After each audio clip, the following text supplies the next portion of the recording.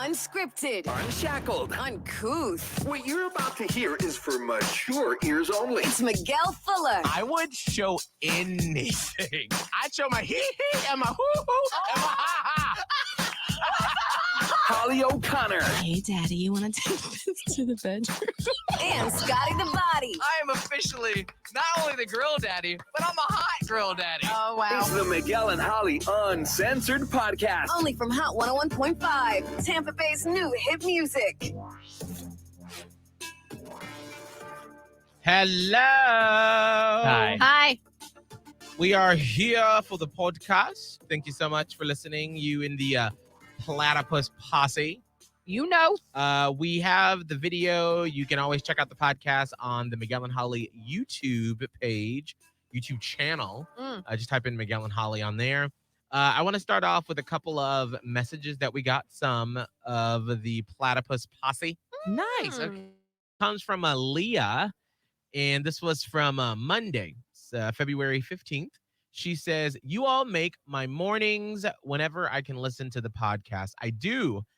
Bravo to Scott for trying to be a better communicator. Live life to the fullest, be safe, and have fun.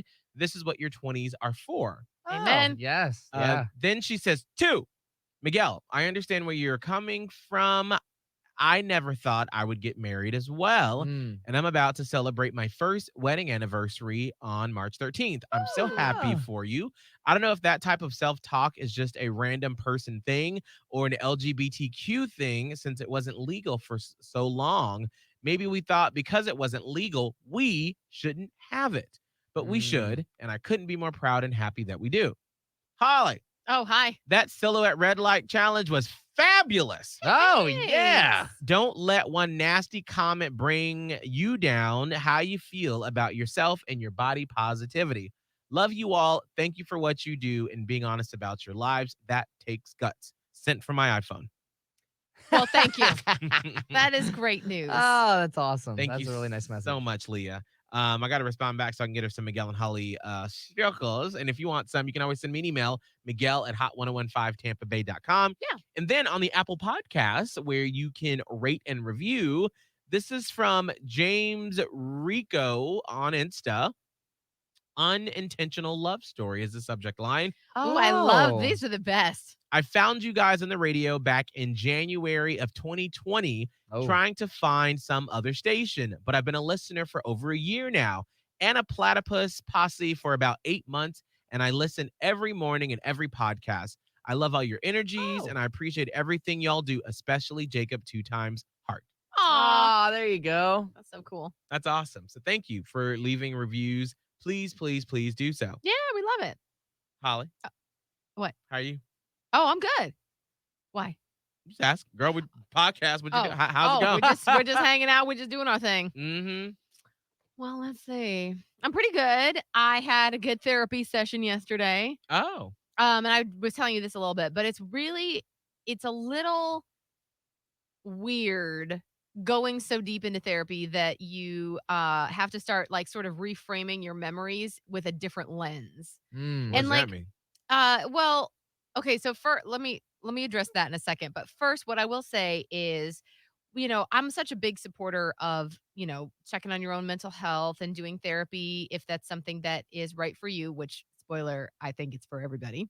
But I understand that, monetary reasons and whatnot. But it's also not something that's like a quick fix, which I think is why most people don't want to do it or can't. Or It's just a big commitment. Yeah, it is a big commitment but it's like the best commitment to yourself. It's difficult because unlike, let's say, going to the doctor for a broken leg, like there's a very finite set of circumstances. Like you go to the doctor, they set your leg, they put a cast on it, it heals, you do physical therapy, and then at some point you're like, I'm all better.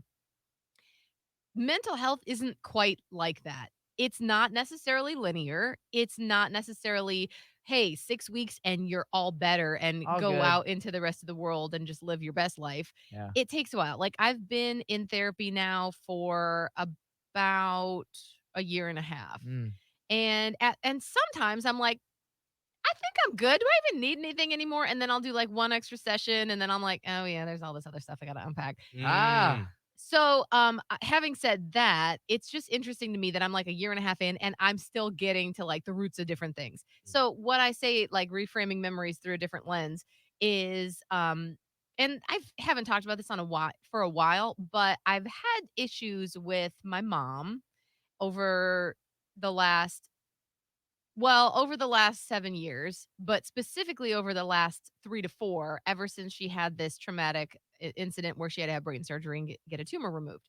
And so we ended up on, the subject of my mom during therapy yesterday. And the reason I say it was so good is because it was a lot of my own self-realization, but also uh support and guidance from my therapist Mm.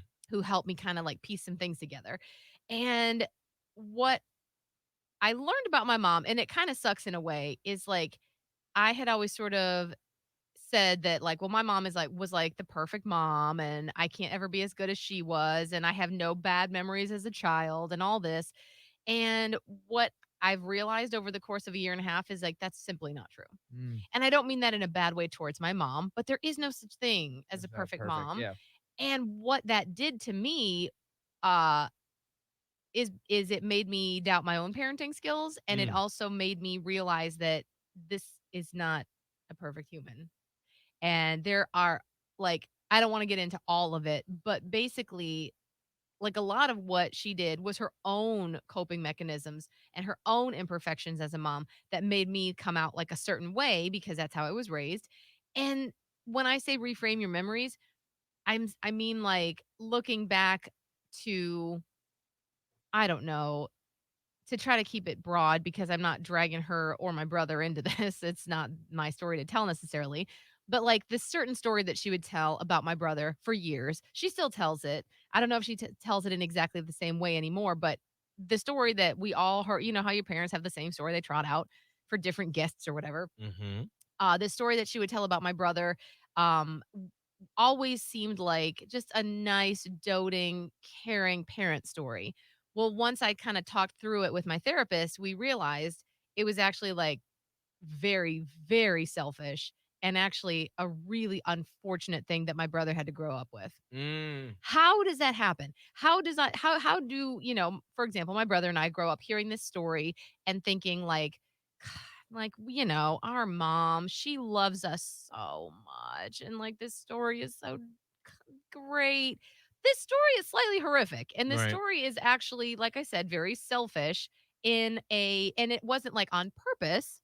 It wasn't like, "Oh, my mom is about to tell a really selfish story because she thinks it's gonna get her attention." Yeah. Completely unconscious, subconscious move.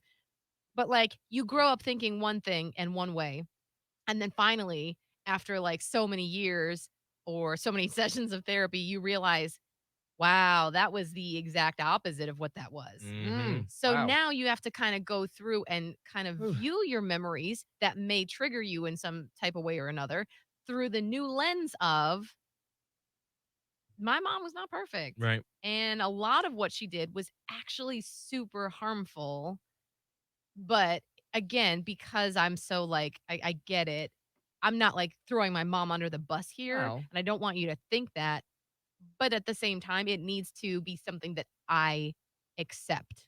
I also think too that we are literally in a time where our culture is changing Yeah. Mm, and we are viewing things from that different lens and saying, oh, maybe that's not the best way to parent, or maybe that's not the best way to talk about something or to look at something this way. Yeah. I was just reading an article a little bit ago before the show this morning mhm. about it was a radio consultant, which we actually have those in our business that, you know, swoop in and sort of listen and say, oh, here are some things that you can change. Here are some things that you can do. Improve on. Yeah. Exactly. And one of them was talking about sort of cancel culture and how our industry is dealing with it. And one of the things that they are talking about is adapting to, or not looking at it as cancel culture, but how the culture is changing and how norms that we thought were okay back then are not. And this is part of his article he wrote. Here's an example of changing culture. When I was a boy in the 1960s, comedians on television joked constantly about women drivers. The joke was automobiles were too confusing for dizzy females. They were always denting the family car and so forth. The joke was, of course, a false premise. At some point, audiences stopped laughing. Some smart comedians noticed changing culture and changed Yeah. content. Thus, no more lady driver jokes. But some broadcasters persist with false premises, refuse to change with the audience, and get canceled. And then it gives some examples of some. Yet some people continue to blame cancel culture as they plummet onto smaller platforms and smaller audiences and smaller paychecks. Some vanish into oblivion. Call me crazy, but isn't the idea behind broadcasting to connect with the broadcast audience possible? The larger your audience, the more culture change that you must be aware of to stay in harmony with people as they evolve. Luckily, all you must do is to make the effort and care. So basically, taking what he said about what we do as our job, but then also placing that when you look at your mom and like decisions that she made. And I look at that for like my family and why we have these communication problems, and not for me taking it as, why did they wrong me? Why do they hate me? Why do That's they the not want thing. it? And it's like, no, they don't hate me. You can't do it that way. No, it's just that my grandmother came from a generation that didn't talk about feelings. They Yeah. didn't talk about, they didn't say, I love you. They didn't hug. It was we're here to exist. We're here to work, exist, and not die. Right. And then that was it. Like, that was it. And so then she comes along and she has 5 kids. She doesn't know how to properly communicate that love and how to communicate. And so all of my uncles and aunts, they don't communicate with each other. Yeah. And so then Pass they it pass on. it along to and so it's a cycle that continues to go, where now that we, the generation, millennials and Gen Zers, we have to be the ones that say, okay, we understand that that was just a way it was, because also, like, it was tough. Like, it was. for like, for everybody. But like, I think about my family in particular, for Black families, where like the last thing on their mind when they were trying to figure out how to put food on the table, how to live and not living in the South under oppressive Jim Crow laws, and how to like just feed their families. The last thing on their mind was like, well, how do you feel today? Yeah, Mm, exactly. It was like, how can we make sure that our family is safe and taken care of? And I totally get that. But now it's our job that we've gotten past that point as much as possible to do better, Right. And so I wanted to say that, like, it's not you throwing your mom under the bus. It's just understanding that times are changing. And I'm not sure. I know for a fact that in 15, 20 years, we're going to look back at what we do now and be like, oh gosh, Yeah. did we actually talk about that? Like, it was okay? How offensive. And we'll look, and now we're like, everything's fine. We're thoughtful. We try to be as open as possible. So it's really interesting to take a look back. And I really think with that Britney Spears documentary, mhm. Framing Britney, is another great example of how our culture has changed, and the way we talk about celebrities and how we handle mental health, and the misogyny that we have in our culture as well. 100%. 100%. So it's like, it's just a changing thing, but it's weird to be the linchpin, like the time the where you're the generation where it's turning, Hmm. because you grew up with all that, but Right. you're also trying to make it better for the rest. So it's just, I say that's why I say it was a really good therapy appointment, because it really made me think. And so now for the next couple of weeks, until my next appointment, I get to like think on that and unpack and like figure it out. So I just had a good thing yesterday. And can I mention one thing about cancel culture Yeah. while we're on it? It's tough because I don't like the way that it works when it comes to social media. And let me explain why. Like, our the way that it sort of works right now is that like something bad happens and like someone gets quote unquote canceled, but it's right now, like, that's it. Like, once people are canceled, then what? We Mm, just move on to the next as though they're dead. hmm. And I don't like that part of it. Right. What I wish and what I hope it turns into is someone has done something wrong, and now it's time for the lesson or the education Yeah, or the Mm, yeah. Chance growth. to grow with it, learn. And what I feel worst about like cancel culture, and like it it, it exists for a reason, but I think the reason is getting lost, where it's Yeah. like, how can we help people be better?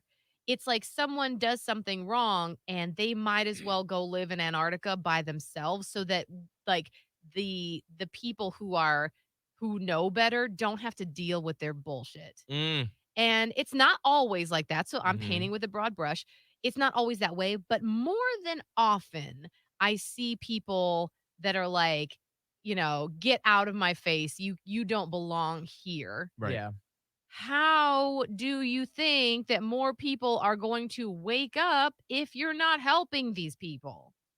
I'm curious on that, Scott, with the Morgan Wallen situation. Mm. So if you were not aware, because we didn't really touch on it on our show, Yeah. Right. there was a country artist a couple weeks ago that was caught who is, I would say, sort of at the height Oh, of him becoming like a not He was sort about of. to become mainstay. Yeah, Has had the number one album on the charts for like a month now. right. So he was out on like a 72-hour party binge, yeah. and his neighbor, I guess their ring light was activated, and they had the footage of Morgan Wallen saying the N-word to one of his friends. And it's very blurry, you can't see, but you can tell because I guess you know where he lives, and then you can see him coming out of his house the next Yeah. day. So that video made it to TMZ, and immediately radio stations across the country pulled his music from their stations. His record label suspended him. He's lost endorsements, I Oh believe, yeah. from different companies that he was endorsing. And he's released, like, there was the immediate video, and then there was sort of one that you can tell was sort of like worked on with whoever is in his camp to sort of help him. And I think he did a great job. And touching on the points that he needs to about, I need to reflect, I need to go away. If you're trying to stick up for me, don't. This Yeah. was a mistake. Yeah. So I'm curious, Scott, for you, is Morgan Wallen someone that you're canceling, or is it someone that you're looking to see what he does? How are you as a country fan handling that? Yeah, I mean, it's kind of like what he said is like, I definitely, when that moment happened, it's like, you're going to be on the back burner for a hot second, like just a long time before. I think the general public needs to process what happened and also just take a second. For me, like when I heard that, I was like, "Done, I can't listen to your stuff right now," just because I was just so disappointed in the action of it, especially with just, again, when you continue to grow and society continues to grow in the right direction, it's like, though that you just took a step so far back and it's so wrong and it just hurts so many people so much. And to hear you do that, it's like, dang, like I just wanted you to be better. Even though I've never Right. met you in person. I don't know exactly who you are. I love your music and I love everything else about you. But then you did that, you're like, wow, like that gives me a little bit more insight into how your brain works. Like, what else is going on up there? What else are you thinking? And so for me, it's definitely, I'm still like, I'm just not gonna listen to your stuff. It just doesn't sound the same right now. I listen to it as like I like the sound of his music, but I'm like, then I think to that moment. So for somebody like that, I'm like, it's going to be a while. Like, I want you to first off, like, take some time to go just work on yourself in general. Because if you really take a deeper look into artists like Morgan Wallen or just anybody else that kind of messes up, you see a real big pattern of they're just going on this downhill spiral. And somebody like Morgan Wallen, who's had like, honestly, like drinking problems in the past, and that's been talked about. Mhm. It's like, let's bring up the bigger issue that of like, okay, you're now going through this whole series of success, but you're just ruining your life. And Mm. now this, if anything, it's like a wake up call of like, dude, you got to get your life together and you got to make it right with people. But for the first part, like, it's just take a seat and just kind of reflect and get better with it. I think that's the thing that everyone wanted to see is like, yes, you're going to apologize. And of course you're going to apologize because when you're in a, you have to. Because it's money. It's everything's on the line at the same time. But it's like right now, the biggest thing is yes, apologize. And now just go work on yourself. And when you come back, we want to see that you're better and you want to understand, all right, why was that wrong? Why did you get canceled? Because if you don't understand that, you're just saying sorry, it doesn't mean anything. Right. What were the problems there? And also work on yourself, work on everything else that you're like partying for 72 hours, drunk all the time, getting kicked out of bars, getting like arrested and stuff. Like you obviously have some work to do on yourself. Make that happen first. And I like, again, like that's why cancel culture sucks because it's like, yeah, I don't want to just, you don't suck at your career. You're really good there. You've done a lot of great things. Mhm. But at the same time, like now is your time. Like we're all going to make mistakes. I've done things and I've said things that I'm like, I look back on now, I'm like, oh my gosh. But now I'm proud to say that it's like, wow, okay, definitely learned a lot along the way. You have to make that progress. And the same goes for celebrities, but they do in these moments have to take a step back and just be like, okay, go work on yourself for a long while. For a long while. I guess what's hard for me with that, it with the Morgan Wallen situation is like that is not a new thing. Like it's not like, how I feel like our culture is finally, we're on the precipice of like trying to understand transgender people and be better about how to talk about it, how to be more sensitive about it. Um, because we're still learning, and I think Yes. we're doing a decent, somewhat decent job, depending upon where you are and Yeah. Yeah. who's around you. But when it comes to that situation where the N word is not a good word, like don't use it. And so when I watched the video of him, and I watched the whole, it was like a 5-minute video, like the second one he did, Yeah. where he was like, I've had some black leaders, and it's been like a week, so I apologize if I'm misquoting him, but he said something like, black leaders have reached out to me, and I'm trying to understand their way of life. I hope that he's serious about that, Yeah. and I hope that people that are defending him, because I've seen this on social media, people say, well, black people say it, why can't I say it? Yeah. And it Yeah. wasn't like he was calling another black person that, he was calling his white friend that. Right. So what's the problem? And to me, that shows that you don't have the capacity or empathy to care about why that word is so offensive and the power that it holds. Yes. I can understand, I guess, if you're still like, well, why can black people use it and why can't white people use it? Well, if you do think that, that has been a word used to sum up basically that black people were not humans, that we weren't smart enough, we weren't good enough, that we were unclean, that, black men couldn't be trusted around white women, and that black women were just made for cooking and cleaning and having babies. All of that was summed up in that one word. Right. And so what black people did was try to take some of the power back and say, hey, what's up, my, like, for me personally, as a black person, I don't use that word. I've never liked it when my mom uses it or my brother uses it, but like that's what they do. My mom says that to my brother a lot, actually. Oh. But that's just her way of Yeah. being like, stop being crazy. And I'm like, well, can you use another word to sort of describe that behavior? But so for me, when someone is like, well, I don't understand, I don't get it, there are so many resources out there for you to understand and to be more empathetic. And so when people just immediately defend him or that, I'm like, just take a second if you truly want to Yeah. understand That's yeah. and look and expose yourself to that. And that's what I feel like, especially since the George Floyd situation this summer, um, and how our country is now trying to become more anti-racist, to understand how deep this runs and how it seeps into so many different areas.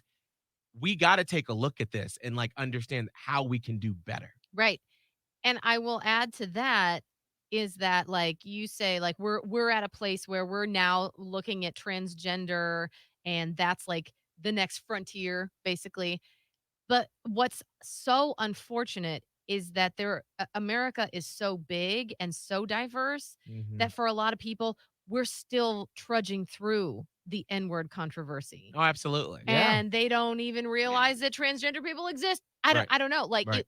we're not all on the same page. No. We're not all on the same page, as evidenced by country superstar Morgan Wallen. And you and I probably know people in the South, Miguel, maybe Scott. I mean, I'm sure, but it's just like living in the Panhandle was very like deep country Mm-hmm. who don't get it, Mm-hmm. and they're like, but and I think this is where there's like a disconnect because they're like, I'm friends with black people. Right. I don't think there's anything wrong with black people. Mm-hmm. Whatever. And it's like that it's not lining up. Like for some reason it's not clicking. Now, is it on them to figure it out? Yes.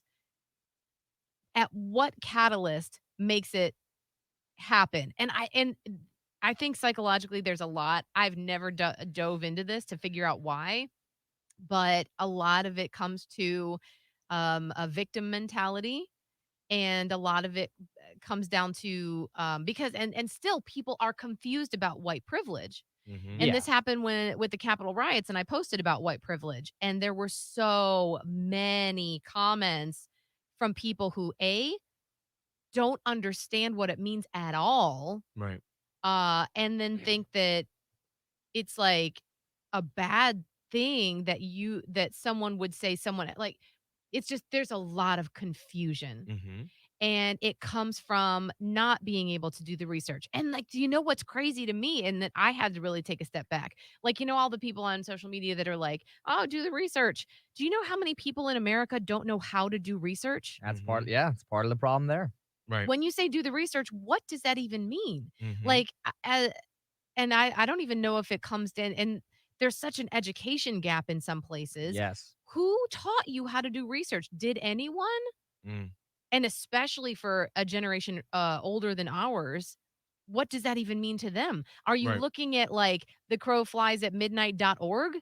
Like, what are you looking at? And are you taking that as actual news? Like, just the process of quote unquote doing the research doesn't mean the same thing for some people as it means for others. Yeah. They saw a post on Facebook, they've done the research. And that's not a slam. That's just where our education Just the system is truth. at. Mhm. So there are so many complexities. And when I learned about like how the deep divide is, even from the phrase white privilege, which I didn't even understand fully until last Yes. year. Yes. Exactly. And I mean, I myself consider to be, pretty aware, right? Mhm. Like pretty aware of my surroundings. I didn't get all of it. I legit did not understand what systemic racism was until a year ago. Right.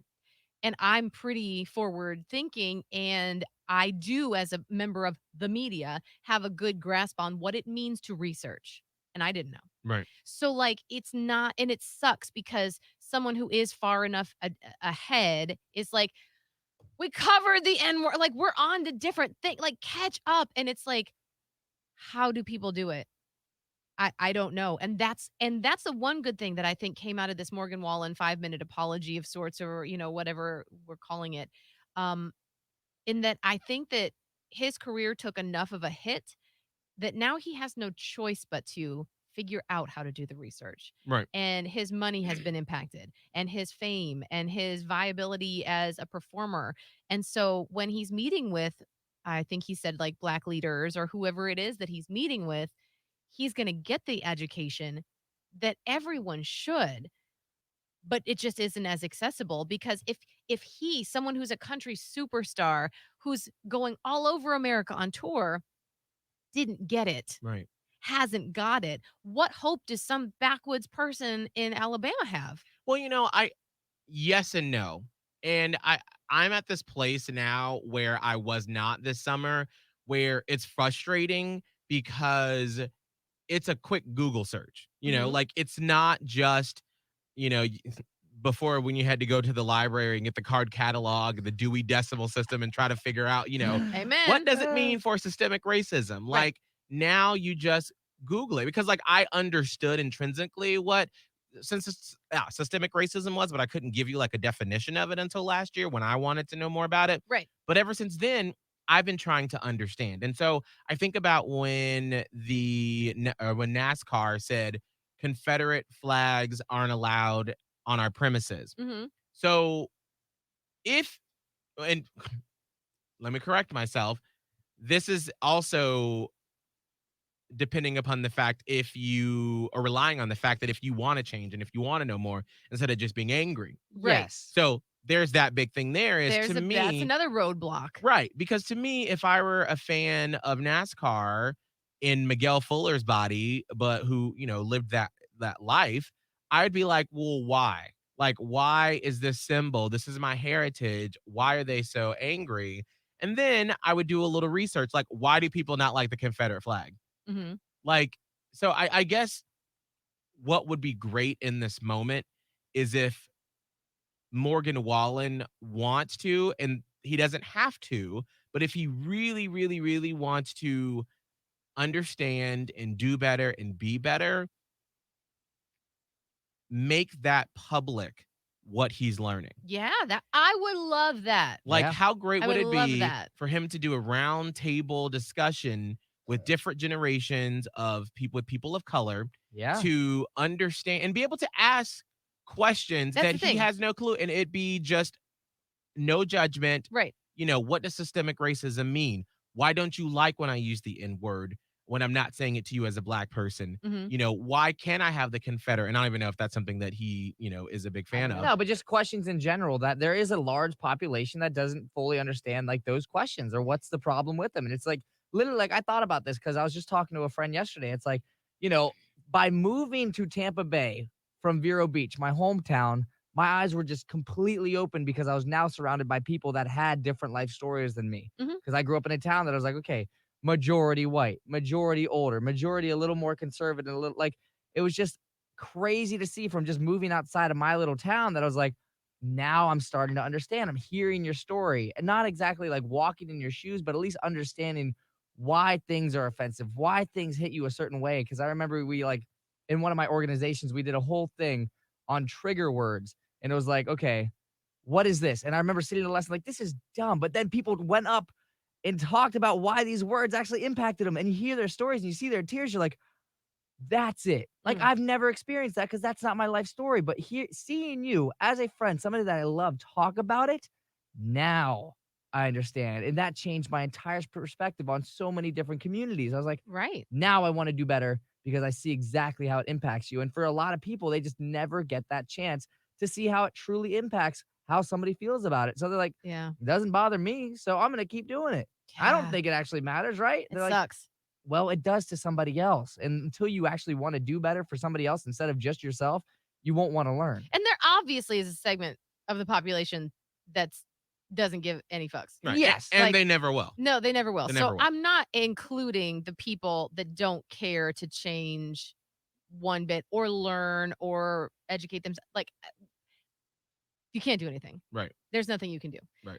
But I guess my biggest quest is to leave space for the people who are open to it, but don't have the resources, don't have and would even maybe have no idea where to start. Yeah, Like willing to change at least, willing to Right. learn. I had one when I posted about white privilege on my Instagram, and I was glad that I did, even though it became such a negativity cesspool. But there were two people that I felt like made the entire thing and the entire exhaustion of my mental state worth it. One was a girl that was like basically upset, and she was like, this makes me really upset, but I don't really understand like what it even means, and why would you say this? Like, I didn't grow up with privilege. I don't like I'm trying to see mine, but I don't get it. And I was like, this is a great conversation starter. Let's talk about it. The other one was a guy that I went back and forth, back and forth, back and forth, and it was mean. It was like, well, it was like mean and snappy, like this, because that's what everything is online nowadays. Nobody has any indication that there's like a human being on the other end of that phone. No. Yeah. It's just like we're all trying to get our zingers in. So it's mean. And then I was like, you know what? No, F you, mean back. Like zing, zing, zing, zing, zing. And then finally on his final zing, he said something about me hating the color of my own skin and like being all this. And I was like, hold on. We are not speaking the same language and we're not having the same conversation with each other. Our realities are different. Oh my God. Right. So I was like, let me back up from my meanness. I'm so sorry that what I realized that we're allegedly fighting over, we're not fighting over what we think we are. We've each been told a narrative. And I Right. say that full well as like a liberal leaning person. And I'm sure he was probably a conservative leaning person because he was spitting a lot of like buzzwords or phrases that that typically come from the fact that our country is so politically divided now. And I had my go-tos, and I was like, but we're not even having that discussion. Like he has now this view of me that's so wrong, and it's no one's fault but my own for not even having been clear enough. So I was like, I'm sorry. I'm so sorry. Let me back up. if I was what you think I am, I'd be pissed at me too.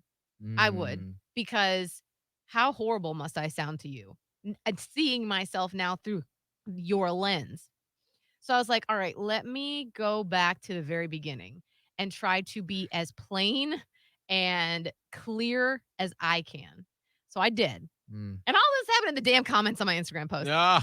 After that, he was like, wow, okay, we actually have a lot more in common than I thought. Ah. And I'm like, again, as someone who is, I try to consider myself learned on different subjects and, you know, aware of a lot more than I even was a year ago. I was still failing in that you get into these like little, your hackles get up and you're like, shut down. Now I'm Mhm. just shut down and I'm just firing at you. Yeah. And I Mhm. was like, if that wasn't a lesson that I'm glad he took, but more so I needed. Right. And so it's just, I guess, going back to it, the space for growth Mm. for the people who want it. Right. And also understanding that it just like there are things that I'm continuing to learn now about how racism has affected our country and how it's like seeped into it. I'm listening to this new podcast from this journalist called Eric. Oh gosh, oh my gosh, why can't I say his name? Ezra Klein. Mm. Thank you. There we go. He used to be on Vox and now he works for the New York Times. Oh. And he has these like really in-depth podcasts that like when I listen, I cannot do anything else. Like I have to actively listen, and then sometimes I have to like rewind a little bit or scrub back, and then I have to like Google some of the stuff Mhm. because him and his guests will use these words and phrases and talk about stuff, and I'm like, man, I thought I was like a little smart, but y'all are like, y'all could build rockets on this like podcast. But the one I'm listening to now, he's interviewing this author. Her name is Heather McGee, and her book is called The Sum of Us: What Racism Cost Everyone and How Can We Prosper Together.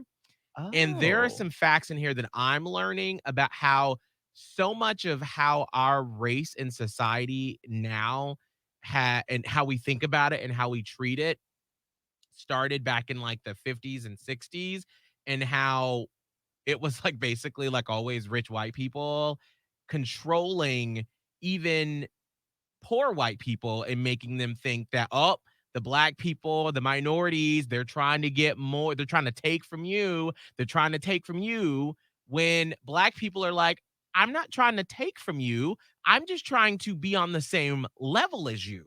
But it was this narrative to continue with racism that has infused itself into our society, and we've all been tricked by it, Oh, you yeah. know? Everyone has been, and that's what's so unfortunate. Everyone has been like bamboozled Mhm. to Yeah. believe various things that Mhm. simply aren't true. Absolutely. And so I'm actually I'm gonna finish. I have like 14 minutes left in the podcast. I'm gonna finish it today, and then I'm gonna actually order this book Yeah. because some of her topics, and there was this whole thing about oh, what is the phrase? I think it's called drain the pool. It's something that I guess like politicos, they use that term, where basically back in like in the 20s, 30s, and 40s, America, when we started to progress and we had more leisure time and it wasn't just work, sleep, Mhm. and everyone wasn't on a farm anymore and you could actually go to work and come home and enjoy yourself, Yeah. we built up a robust recreation system because people could go swimming, they could play tennis, they could do things for fun, they just have to work and sleep. And what happened is that people paid into the system. They created these systems, but then black people would be in the neighborhood and be like, I want to use the pool too. I pay taxes. And then white people were like, no, I don't want to go in the same pool as you. And so some of these local places would literally, after, 2 or 3 years of enjoying this beautiful new pool, they would drain the pool, they would put concrete over it so nobody could use it. So not only did the black people not get to use it, then the white people didn't get to use it. And so this was this mentality of like, well, you can't have it, and then they can't have it, and so nobody can have it. And so it's this Causing way. a further divide. Absolutely. So it's this way of thinking Wow. that has progressed. And like, I'm only like, that's a very surface level of what I was listening to yesterday. Yeah. But that's why I want to read the book to sort of study it a little bit more. Mm-hmm. But it goes so far. So if you are one of those people, and if you have made it this far in the podcast, I think most have. just be empathetic and like learn why people are upset, because it doesn't like this is stuff that I didn't know, and my mom and my grandmother lived through it, Right. but like they don't talk about it. Ah. And so it helps me understand why, like for instance, why my mom and my grandma are like, girl, know about that vaccine for coronavirus. Yeah. Well, it's not just that they're like dumb and they don't want it. It's just because there are generational effects of the medical system ignoring Black people. And like they used to say back then, way back in the day, that like, well, Black people have a higher pain tolerance for things, so they don't need as much medication, or we can do these different things to them and it's going to be okay. Right. Well, of course, when that is fed down the line, they're going to be like, girl, I'm not trusting the government. I don't know what this shit's about. And so the more that we understand, I feel like the more that we can heal. Yeah. And so yeah. when people say, well, why are y'all just bringing this up? Why are you just bringing this past up? Like I've had that before when I've shared these interesting tidbits about race relations in America. And I'm like, if we don't understand how we got to this point, How do you we think will we're gonna never fix be able to heal, because it? we can't. We got to understand this. Hey, full circle. You go all the way back to therapy. And when you're in individual therapy, you have to dig through your past to figure out, oh, maybe my mom wasn't that like, all knowing and all powerful. And now I got to look at it through a different lens. It's the same for this country. If we Mhm. don't talk about it and we don't, share our sordid past, how do you think it's going to get any better? Right. How you going to get it? If you want to read this book with me, it's called The Sum of Us: What Racism Cost Everyone and How We Can Prosper Together by Heather McGee. Scott, what's your social media? At Scott Tavlin, SCOTTTAVLIN. Holly. Radio Holly on TikTok, Twitter, and Instagram. And mine is Miguel Fuller, MiguelFuller on Instagram, TikTok, every now and then Snapchat, and on Facebook.